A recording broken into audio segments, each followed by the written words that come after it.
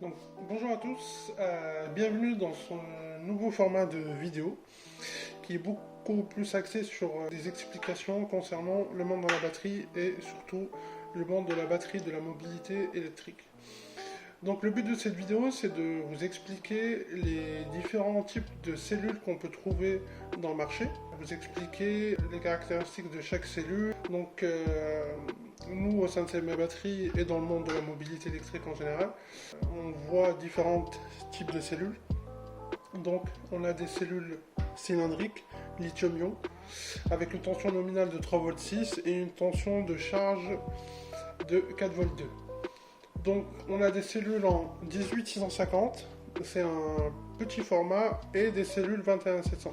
La différence entre les deux, c'est que les 18650 sont beaucoup plus petites que les 21700, parce que les 18650, elles ont un diamètre de 1,8 et une longueur de 6,5, alors que les 21700, elles ont un diamètre de 2,1, d'où 21, et 7 cm. Donc comme je vous disais dans la vidéo, le choix des cellules va dépendre de l'usage qu'on va faire de la batterie.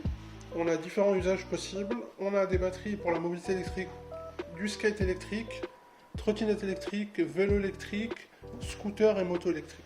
En fonction de ce qu'on va utiliser et du contrôleur, ça va déterminer le choix des accus.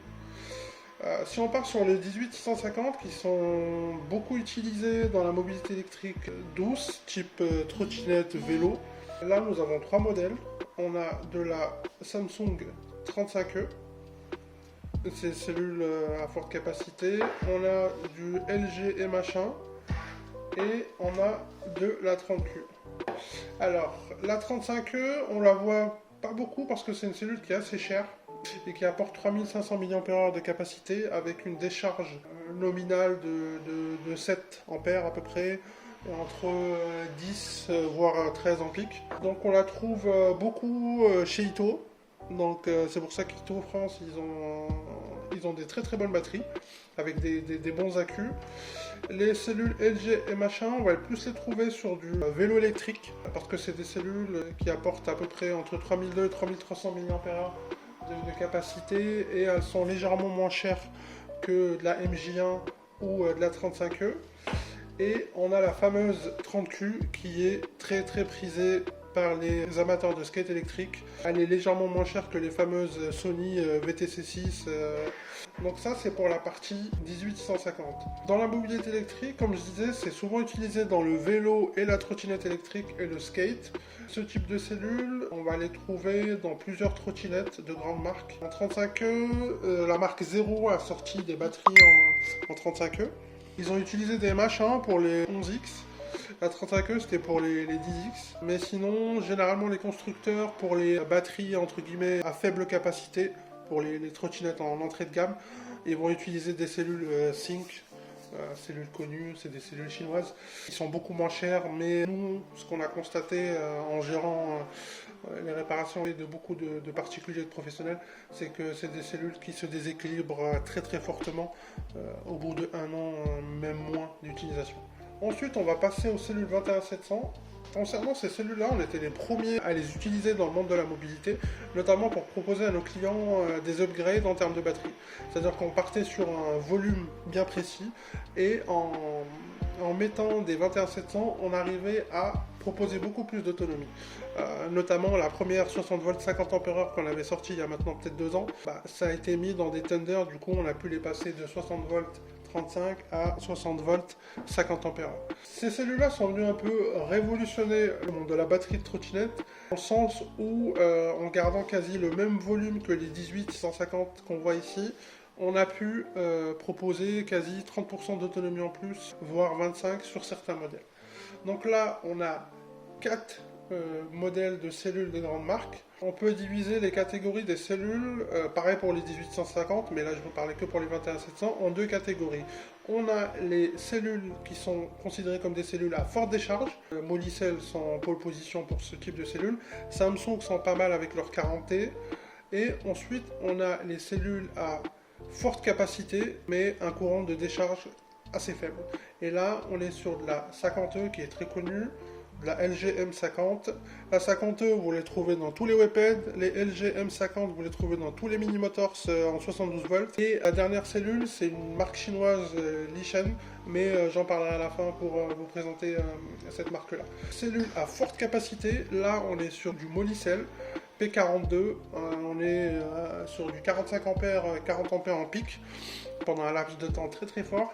C'est des cellules qui sont très prisées pour tous les amoureux de custom, qui vont utiliser des gros contrôleurs Kelly, des gros moteurs 3000 watts. Donc c'est des cellules qui sont beaucoup utilisées dans le monde de la moto, sur Run et la custom de trottinette pour circuit. La 40T est pas mal aussi.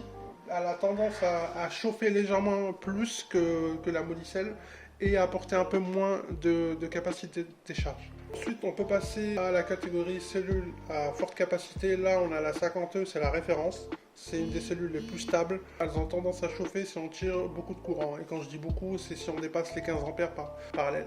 Pour moi, c'est une des meilleures cellules. A contrario, la LG M50 qui propose 5000 mAh sur le datasheet. Nous, qu'on a fait nos tests, on s'approche, mais c'est pas vraiment ça. Et c'est des cellules qui sont faites pour du stockage d'énergie, ça peut être pas mal, soit dans des batteries externes pour autonomie supplémentaire, mais les utiliser comme batterie principale, comme sur les nouvelles Thunder qui tirent 100 ampères, surtout notamment les Thunder 2, les Storm et autres, c'est pas ce qu'il y a de mieux. Donc celle-là, et ensuite on a une nouvelle marque qui est arrivée sur le marché, c'est des cellules Lishan. On est sur du 3V6 5000 mAh. Elle rentre dans la catégorie cellules à forte capacité. Pour des cellules chinoises, elles sont vraiment pas mal parce qu'on a fait nos tests dessus. On a fait des tests de court-circuit, on a fait des tests de souder la batterie à l'envers en inversion des polarités.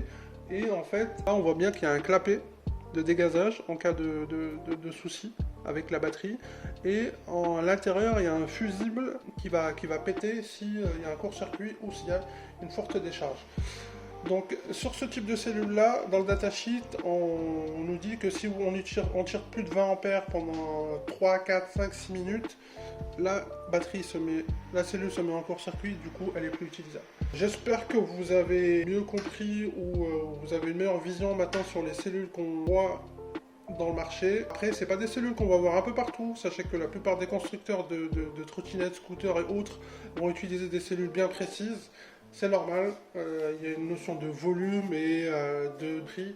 Il faut qu'ils proposent à leurs clients le meilleur rapport qualité-prix entre la batterie, l'autonomie et un prix final du scooter qui est convenable.